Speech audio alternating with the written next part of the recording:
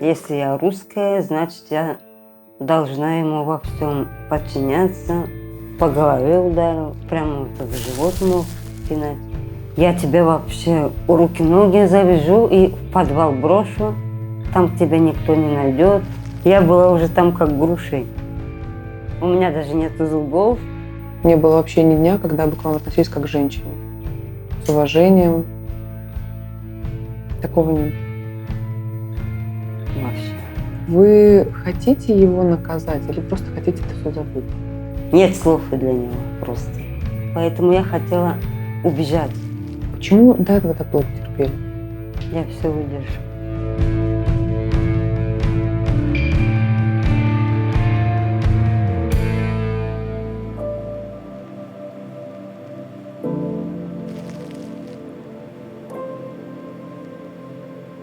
Привет из Параба. Здравствуйте, мои родные Алёша, мама, Рашида и Володя. С огромным приветом к вам, Гуля.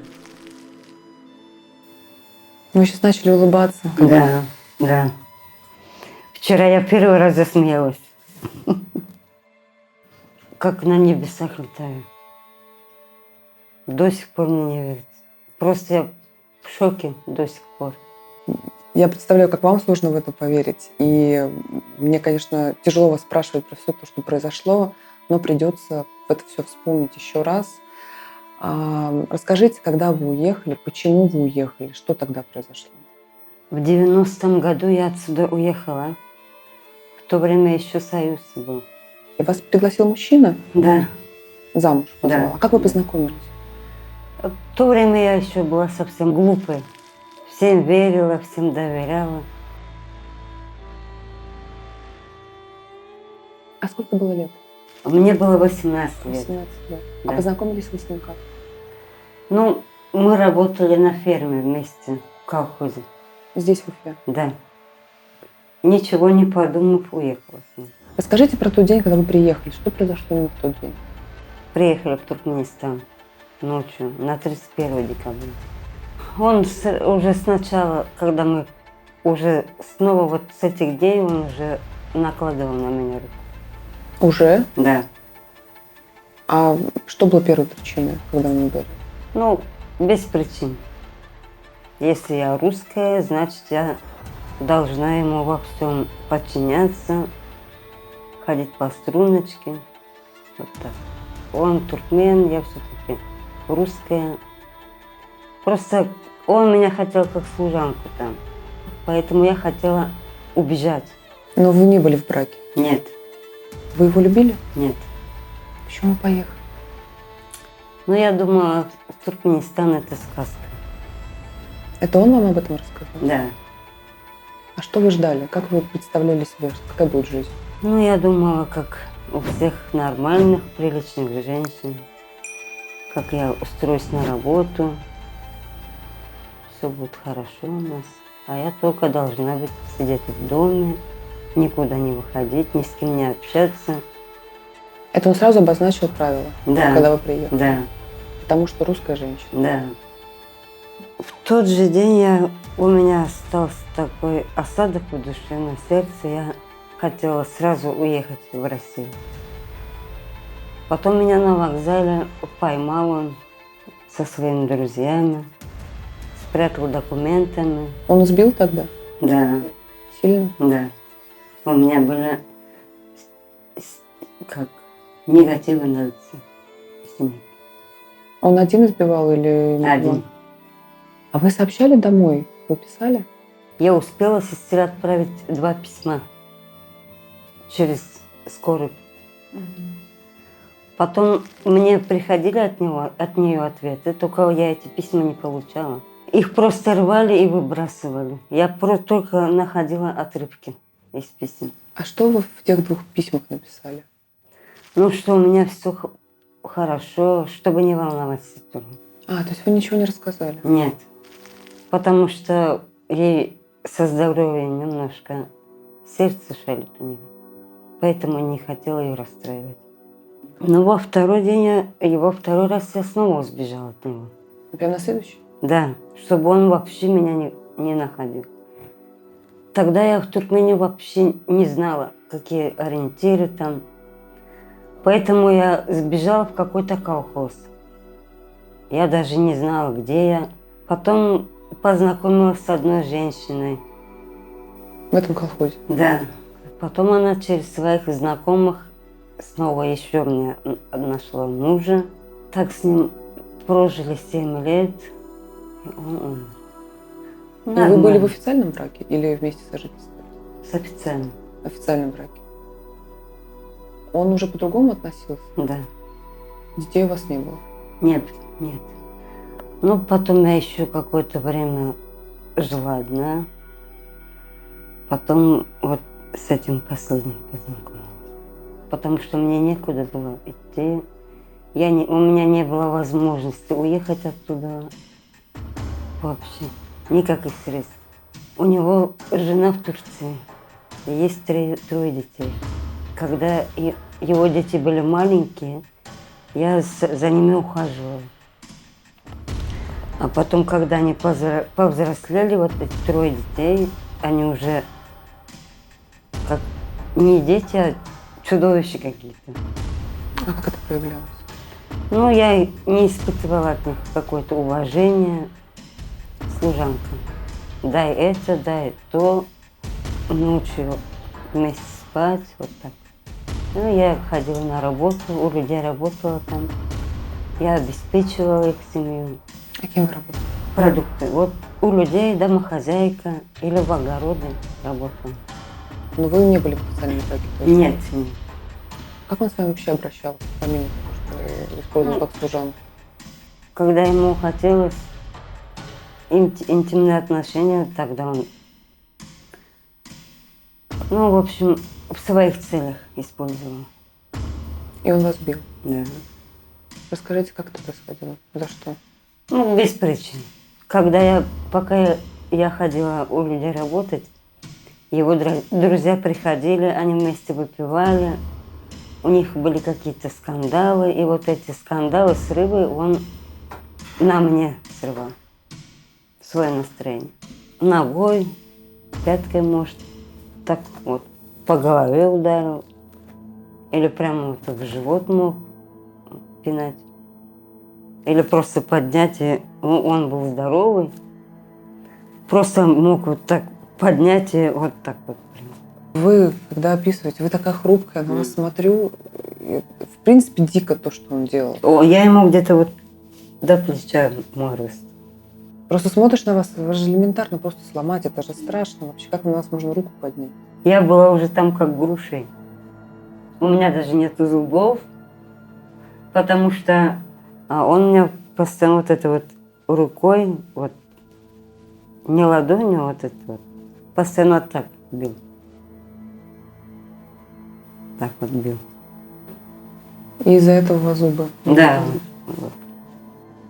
Мне первое время как-то я не могла нормально проживать. Вот. Такие вот твердые вещи я не могу есть. Я вот так закрывалась, чтобы у меня не было никаких синяков. Но все равно синяки были. Когда я уходила на работу, меня спрашивали: Гульбина, почему у вас снова синяк? А это, наверное, снова он. Да, я говорила, что делать? Терплю. А вы пытались как-то бунтовать или что-то отвечать? Или вы... Я даже боялась ему говорить, что нет. У него только вот да и все. А потом у меня терпение лопнуло просто. Просто как бы уже через «не хочу» я с ним жила, пробовала убегать. Даже убежала на 3 месяца к одним людям. Он много к ним приходил, спрашивал, а они нет, ее у нас нету. Они его обманывали. Потом каким-то способом он у меня снова увидел на улице и забрал к себе снова домой. Вот так вот взял и потащил. Почему до этого так долго терпели? Потому что у меня не было выхода. Я жила в безвыходном положении. Он всегда был жесток? Жесток. Всегда? Не было вообще ни дня, когда бы к вам относились как к женщине? с уважением. Такого не было. Вообще. А сколько вы прожили вот с этим третьим мужчиной? 12 лет. 12 лет? 12 лет. И все 12 лет он с вами так обращался? Да, 12 лет я вот терпела вот все это, побои.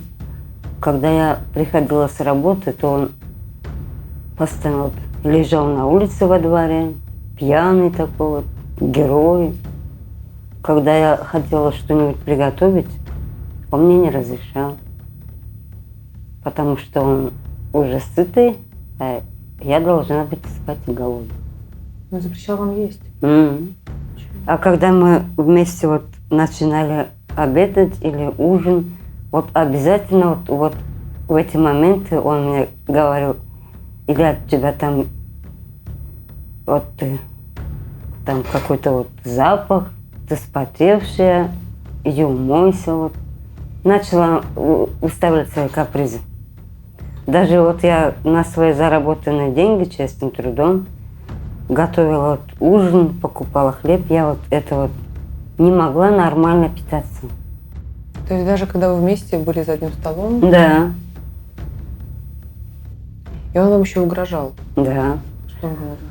Последний раз, когда он меня избил, все-таки вот ты хочешь от меня убежать, я тебе вообще руки-ноги завяжу и в подвал брошу, там тебя никто не найдет, никто не услышит тебя, ты здесь никто, кто ты такая, чтобы свои права мне показывать.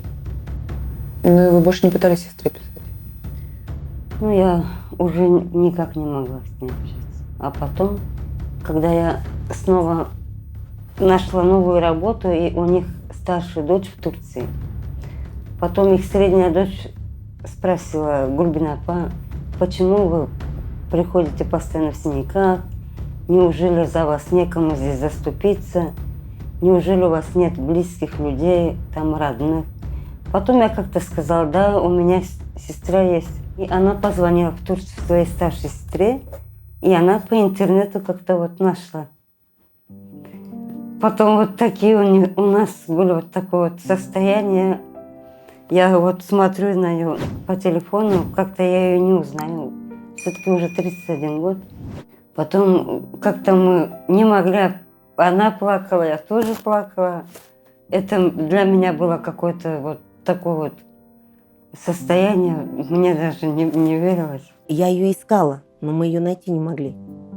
Так, писали письма. Я на тот адрес, где последнее письмо было, я отправляла письма, но ответ не приходил. Всего было 2 письма.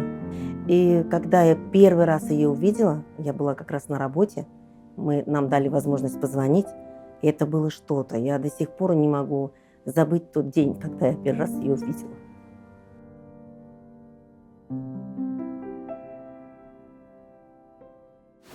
Я сейчас вот услышала, что вы до сих пор спите на полу. Почему? Там у них все так. Но это привычка. Вот, я первое время пыталась ее уложить на диван, но вот это привычка. Она говорит, я всегда спала на полу. Для меня дико, конечно, стелим ей повыше там и матрас, и все, чтобы ей было удобно и как бы это чувствовала себя это. А так нет, вот ложится на пол и спит. Жить в таких условиях нельзя, тем более я ее нашла. Значит, вот я должна помочь.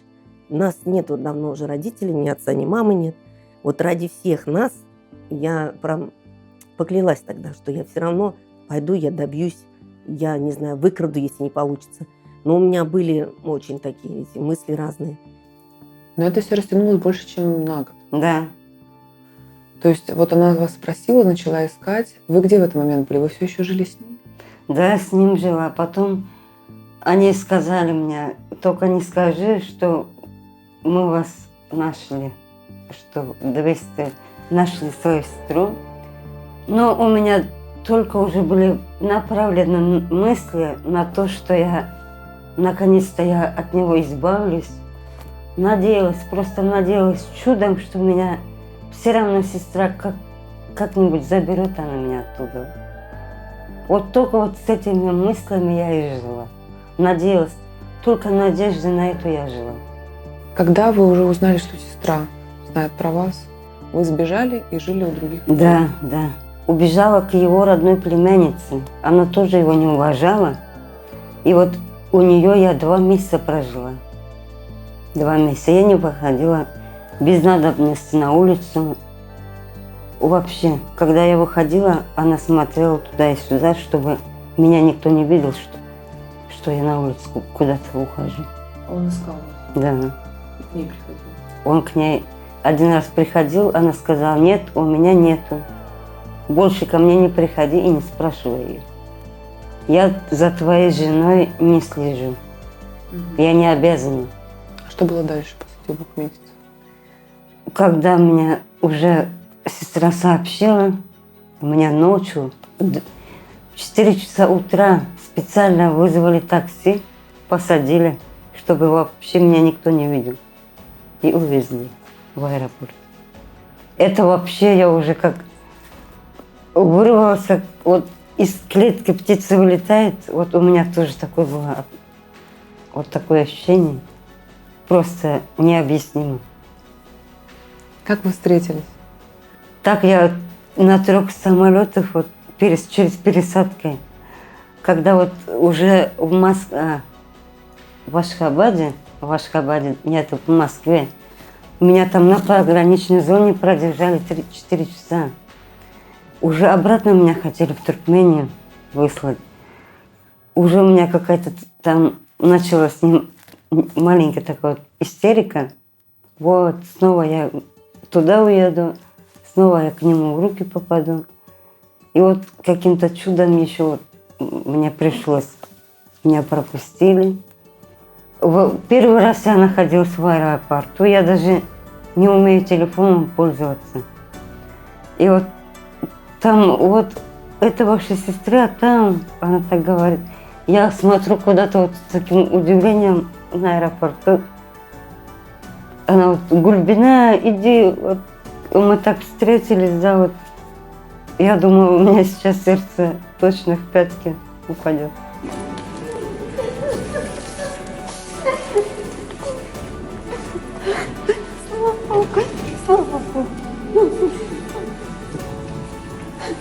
А ваша сестра думала, что вы умерли? Да, она уже не надеялась со мной встретиться.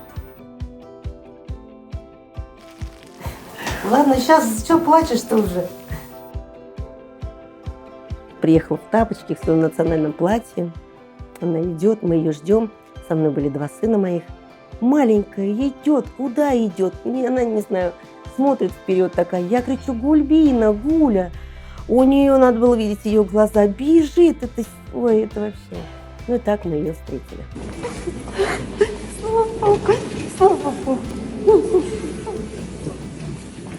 То, что на нас обратили внимание, все-таки наш глава республики Ади Фаридович, я ему очень благодарна.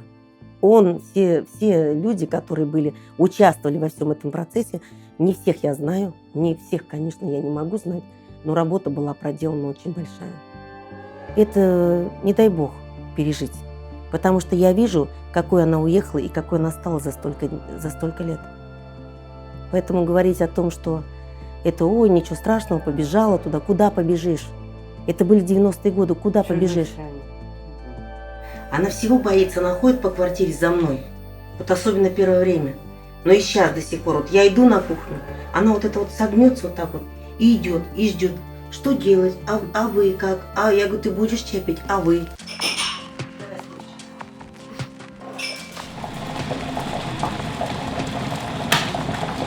На кнопку на телевизоре сразу поняла, где надо включить, где выключить.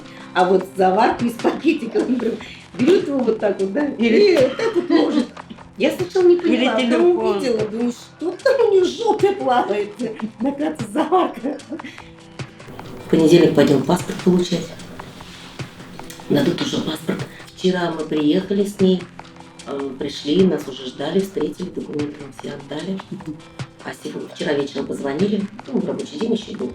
Надо будет снова привезти свидетельство о рождении. Как она сберегла вот этот свой паспорт СССР. Ну его, вот я сегодня его только сдавала, привезла.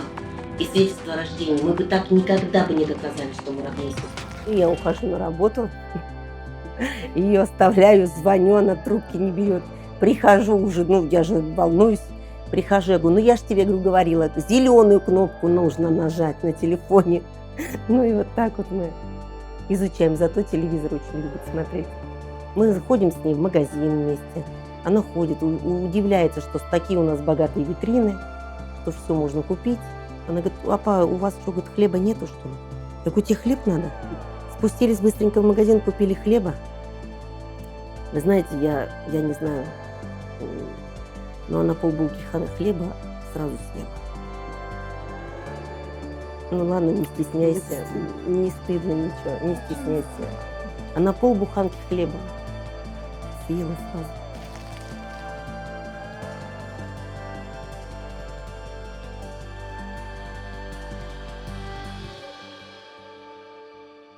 Но, насколько я знаю, он смог до вас дозвониться. Да. Скажите, пожалуйста, как у него это вышло?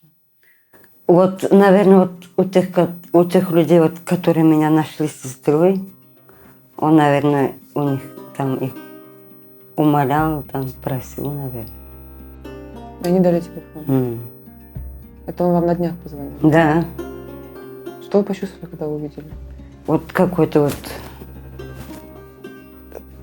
когда вот заново вот уходишь в себя. Замкнутый какой-то вот. Что он сказал? Глубина — это я, не бойся. Мне ничего плохого не делали. Значит, он уже успел увидеть то. Потом я просто поставила телефон и сказала, сестре, удаляй, вообще не нужен интернет. А он испугался за себя? Да, он за себя успел. Это было заметно. Что вы можете ему что-то сделать уже здесь? Да. Но он просил вернуться, тем не менее. Что любит, что просит вернуться. Это обман. Потому что он такую дурочку, как я, он уже не может встретить, чтобы она там ему на питание находила, чтобы она его обеспечивала. Как вы себя сейчас чувствуете? Ой, я до сих пор как во сне, честно говоря. У меня какое-то вот спокойствие, никаких нервов, спокойно. А вы хотите его наказать или просто хотите это все забыть? Но мне не хочется, потому что он там мусульманин, он меня там просто будет как проклинать. Поэтому лучше пусть живет своей жизнью каждый. Ну, столько лет мучений, избиений. Но все равно я вот это вот забуду, только буду заново жить и уже как-то вот себя перекладывать, перестраивать на хорошее. Но вы верите в хорошее? Верю, надеюсь, верю. Только в Туркменистане тоже есть плохие люди и хорошие. Но все равно там все мусульмане. Им трудно просто вот понять русских людей. Русские там вот таких мужчин, а таких мужчин. Русских они просто не уважают. Только Туркменистан хороший. Президент там вот. Такие есть вот самостоятельные люди. Вот.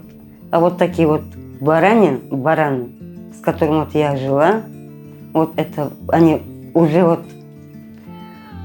отсталый народ, вот так сказать. У них там вообще жены как сказать, как рабыни. А вот тот человек, с которым я вот жила, он вообще, нет слов для него просто. Ну, я надеюсь, что мне дадут наконец-то российское гражданство, что я официально куда-нибудь там на работу устроюсь и буду жить своей жизнью. Как будто вот, что действительно я вот от той жизни наконец-то вот вырвалась, вышла из той депрессии в хорошую. Как вы сейчас к браку относитесь? Ох, Прям вообще, вообще, мне муж не нужен. Нет. Вот, а если вот полюбите? Нет. То есть Вы в любовь уже не верите? Нет, нет, не верю.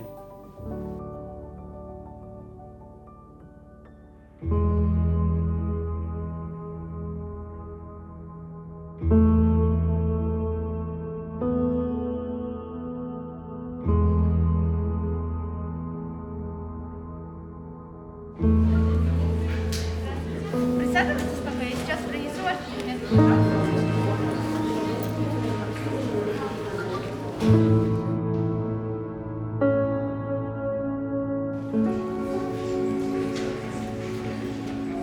Здесь нужно будет расписаться.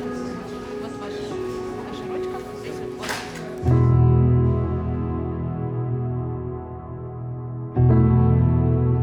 Мы получили сегодня документы, прописку. У меня нет слов. Огромное вам спасибо за помощь с документами. Все, гражданка России. Вернулась домой.